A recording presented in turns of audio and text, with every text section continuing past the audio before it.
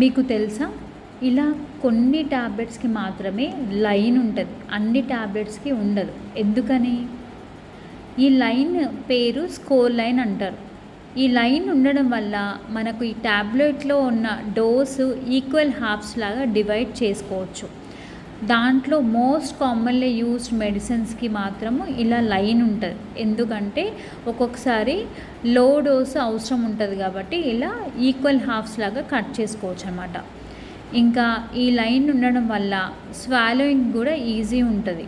కానీ కొన్ని ట్యాబ్లెట్స్కి ఇలా స్కోర్ లైన్ ఉన్నా సరే కట్ చేయొద్దు. Especially extended release tablets, sustain release tablets, ఇంకా ఎంట్రిక్ కోటెడ్ ట్యాబ్లెట్స్ మనం అసిడిటీకి వాడతాం కదా, ఆ ట్యాబ్లెట్స్ అన్నీ కూడా కట్ చేయొద్దు ఇలా. ఎందుకంటే దాని చుట్టూతో ఒక స్పెషల్ కవరింగ్ ఉంటుంది, మనం కట్ చేసినప్పుడు అవి పోతుంది అన్నమాట. అలా కోటింగ్ పోవడం వల్ల మెడిసిన్ అబ్జర్బ్ అవ్వదు.